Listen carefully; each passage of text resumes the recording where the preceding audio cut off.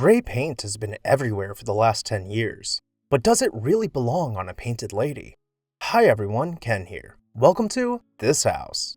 Today we are going back in time to discover San Francisco's colorful and gray past. Make sure to hit that subscribe button so you never miss an exciting episode of This House. In the mid-1800s, San Francisco was experiencing a major boom in its population. With new jobs being added to the city every day, there was a massive demand for housing. Up to the turn of the century, the city saw nearly 50,000 middle-class single-family homes added to the skyline, mostly being built in what are considered Victorian-era styles, predominantly Italianate and Queen Anne homes. As was fashionable for the time, they were all painted bright, cheerful colors.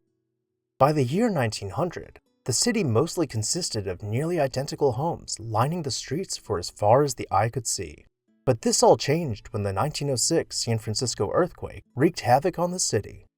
Thousands of homes came crashing down, and several thousand more burned in the aftermath as fire raged through the neighborhoods.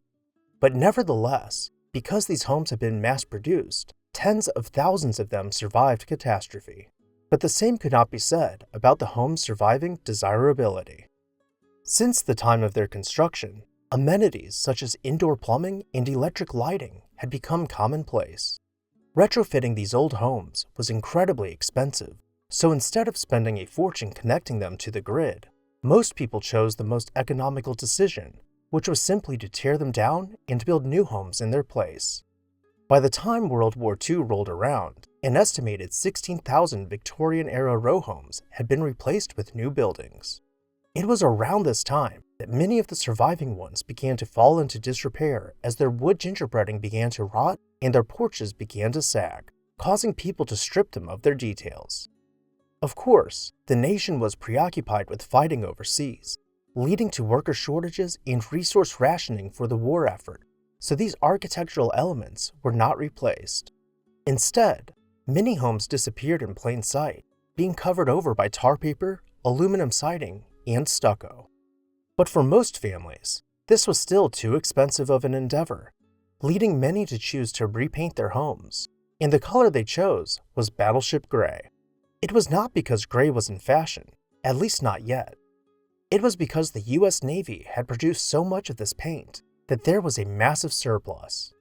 People could paint their entire houses, protecting the woodwork from the elements, for mere pennies on the dollar. In less than 100 years, San Francisco went from a city of 50,000 cheerful, rainbow-colored homes to a sea of gray paint concealing deteriorating woodwork. Then, in 1963, things started to change. Artist Butch Cardam was tired of the gray paint covering his elegant Italianate home, so he painted it bright colors. Initially, neighbors were appalled by the one colorful house on the block breaking up their gloomy gray streetscape. Then something interesting happened. Residents of San Francisco began to copy Butch's work. Within 7 years, the colorist movement was in full swing.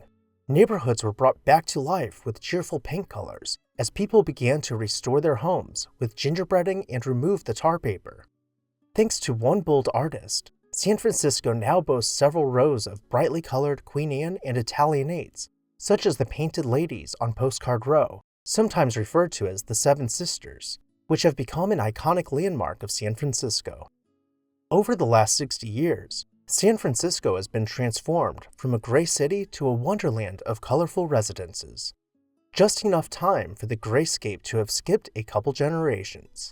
Today, many people are painting over their restored homes in gray and black paint, not because they are cheap as they were during wartime. No, these homes sell for upwards of $8 million. They are painting over them because it is trendy. Will we see San Francisco lose its charm once again? Is history repeating itself through a different cause?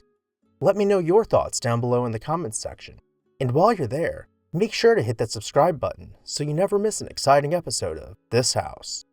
I would also like to take a moment to say a very special thank you to our This House supporters whose names you can see on screen right now. If you would like to see your name on the screen and contribute in part to the production of these videos, join our membership program today. I'll see you next time on This House.